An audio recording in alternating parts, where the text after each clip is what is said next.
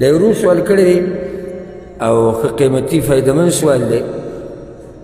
چې یو زنانه چې هغه عمر یې د شپېتو کالو نه بری د دې سره لاس ملاوهل څنګه دي مصافحه د دې سره لاس ملاول څنګه دي الجواب په شریعت کې نه دي جایز په شریعت کې نه دي جایز دي دغه کولاو کې په شریعت کې نه دي جایز چې یو سړی دی د پردۍ زنانه سره لاس ملاو کی اگر که هغه ځواني او که بوډۍ که ځواني که بوډۍ شپېته نه الله دې کړي چې 80 کاله عمر 80 نه 100 کاله عمر چې یو زنانه محارمو کې نه وي د هغې سره لاس ملاوهل دا ناروا دي حرام دي یو سړی به چې بوډۍ ده ته عقل مه استعمالوه بوډۍ ده او که ځوانه ده حدیث عام دی د معقل ابن یسار رضی الله عنه امام طبرانی راوړی پیغمبر صلی الله علیه وسلم وایي لأن يطعن في رأس أحدكم بمخيط من حديد خير له من أن يمس امرأة لا تحل له کتاسو کې د یو سړي سر له وسپنه راواچولی شي که نه وسپنه نو دا وله ښه ده د دې نه چې دې داسې زنانه سره لاس میلاو کړي چې هغه د دپاره نه یې حلال نه یې جایز یې د دې نه وله دغه د وسپنې د ګزار ښه دی نو دا حدیث عام دی من ان یمس امرأه ښځه او ښځه هغه که عمر ډېر دی او که عمر یې کم دی حدیث کې راځي چې پیغمبر صلی الله علیه وسلم چې کله بیعت کو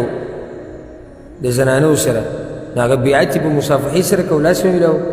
په څه سره به یې کو په خبرو سره په کلام سره که هغې کې به زنانه داسې راغلې چې هغه به بوډۍ وه د هغې سره هم دغه طریقه کار و او که هغه به ځوانه وه که پیغله وه که هر څوک به وه او عایشه رضی الله عنها وی په صحیح بخاري سے مسلم کې دا حدیث دی والله ما مست يد رسول الله صلى الله عليه وسلم يد امرأة قط غير أنه بايعهن بالكلام والله می دې قسمي د پیغمبر صلی الله علیه وسلم لاس د بیعت په وخت کې د زنانه د لاس سره نه یې لګېدلی او عام اوقاتو کې هم د پیغمبر صلی الله علیه وسلم لاس سره د پردۍ زنانه د لاس سره نه یې لګېدلی او بیعت یې وکړی په خبرو سره حدیث کې راځي امام ترمذي رحمه الله وی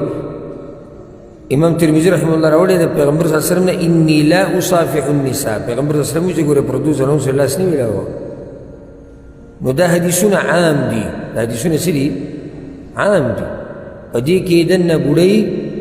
او جنۍ دا ټول پکې دننه داخل دي او دا د پښتنو یو جهالت دی چې ډېر مولیان هغه پرې غلي دي او غلي پرې پاتې شوي او ځکه دا فایده ده کې علما په دوه قسمه دا اهمه فایده ده علما په دوه قسمه د عوام علما یا دې سوه د عوام مولیان دا اولنی قسم علما دي څنګه دوی ته ویل کېږي د عوام علما یعنی دوی د عوامو طبیعت ته ګوري چې هغوی څنګه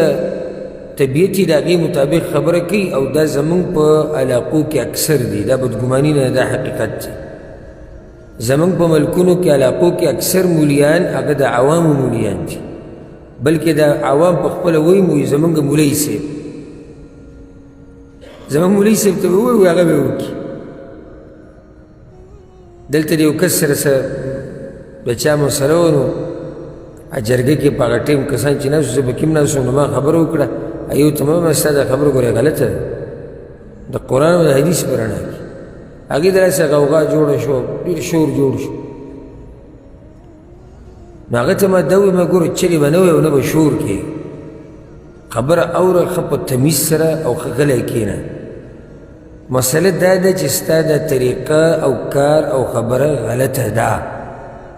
د قرآن او د حدیث په رڼا کې که اسمان ته خیږي او که ځمکې ته راځي که ملکې که فقیرې که تورې که سپینې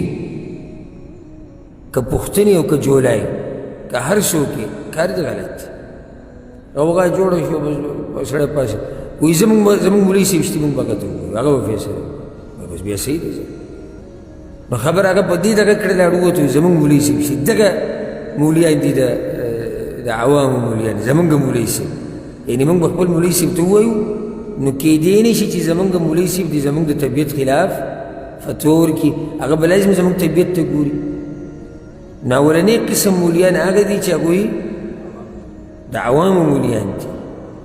او دا ډېر دي زمونږ په ملکونو او علاقو کې دویم قسم علما دي علما د دین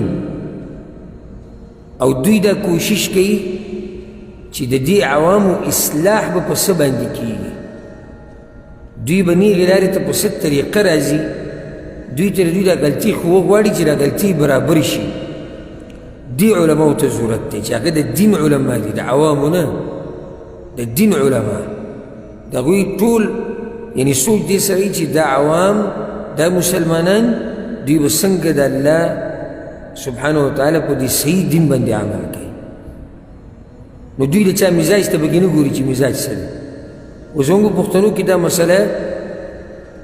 شتي که نشتي د پردو زنانو سره لاس ملاول ښه ډېر دي ما خو نه دي اورېدلی چې دغه مولیان دا کیلو کې چې دي او د جوماتونو کې دوی پکې چې عام رد پې کړی که چېرته یو نیم کړی دی یو نیم خبره زه نه کوم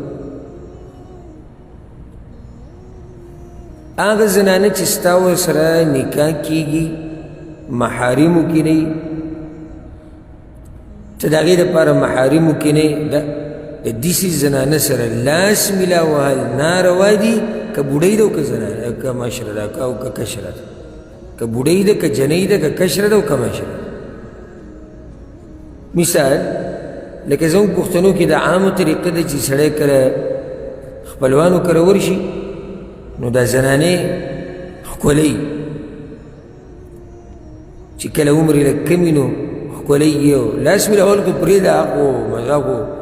هغې ته که دې ناروا وي خو دې ځان له جاښه وکته خبره د هغې نه اورېدلې ده څه ته راغلې ده ښکلولو ته راغلې ده وایي چې دا خو د دې تره ښځه ده مشره ښځه ده بیا دا ټکی راوړي مشره ده او کشره ده شریعت تا ته څه وایي د هغې لحاظ پکار دی خبره د دې نه چې مشره ده کشره ده ګوره یو زنانه چې په دې لار باندې روانې او عمر یې ستا نه لږ زیات وي بلکل پردی او ته پردی او تا راونیسې ښکلی دی ته ورته ناروا وې که نه وې نو دغه ولې ناروانې دي دا ناروا دي هغه ناروانې دي ولې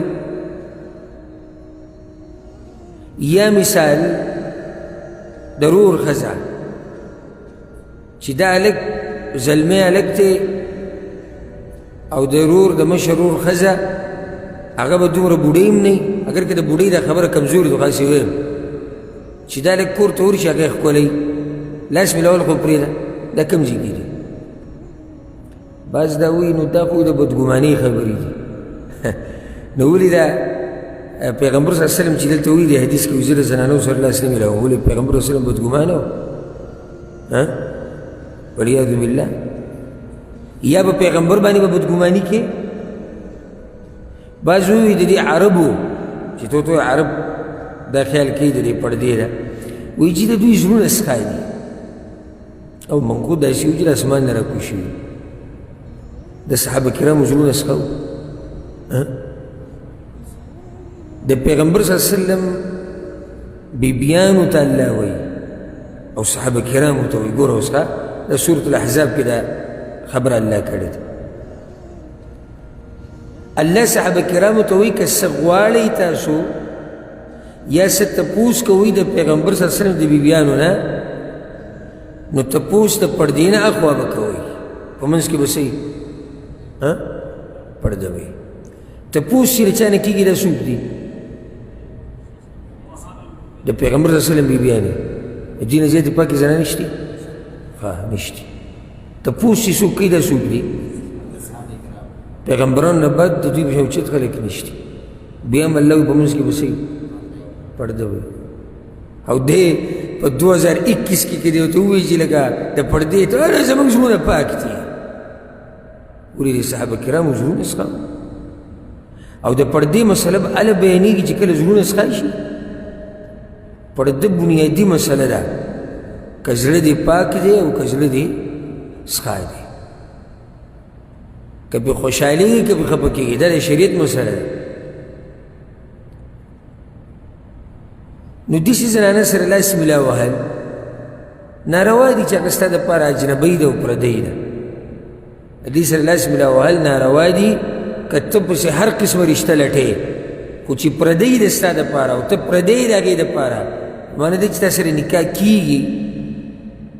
نو بیا د دې سره لاس ملا وهل څه دي ناروا دي ښکلول خو لا پرېږده او غټه خبره ده اوس بله مسله هغې ته به اشاره وکړو د شریعت چې دا منع کړې ده چې زنانه سره به لاس نه میلاوي پردۍ زنانه سره د هغې وجه دا ده چې کله هم د سرمن د نارینه د سرمن د زنانه سره ولګي د شهوت په حرکت کې راولي او شریعت هر هغه لار بنده کړې ده چې هغه کوم طرف ته ځي هغه حرام ته ځي وګوره په شریعت کې یو قاعده ده یاد یې کړئ ما ادى الى حرام فهو حرام کوم شی چې تا حرام ته رسوي هغه هم حرام دی معلوم دی کوم شی چې تا حرام ته رسوي هغه څه دی هغه هم حرام دی لکه پردۍ زنانه سره لاس ملا وهل تا څه ته رسوي فحاشي او زنا ته فحاشي او زنا حرامه ده لاس ملا وهل حرام دی پردۍ زنانه ته که ته بغیر ضرورته یا هغه جدا مسلې دي استثنایي حالات چې پردۍ زنانه ته که ته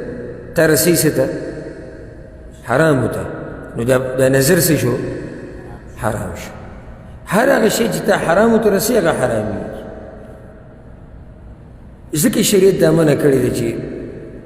پردۍ زنانه سره به لاس دا به نه میلاوي دا بلکې دا وګوره د پردۍ زنانه ته که ته دا خطرناک دي که لاس میلاول ورسره خطرناک دي ولې کېدای شي دی جواب وي ته څه هغه څه دغه جواب وشي چې هغې کې دواړه دننه راځي خو دلته دا خبره چې دا سرمن چې د سرمن سره ولګي دا چې شهوت څومره زر په حرکت کې راولي دومره نظر نه راولي نو ځکه شریعت بلکل هغه لار بنده کړې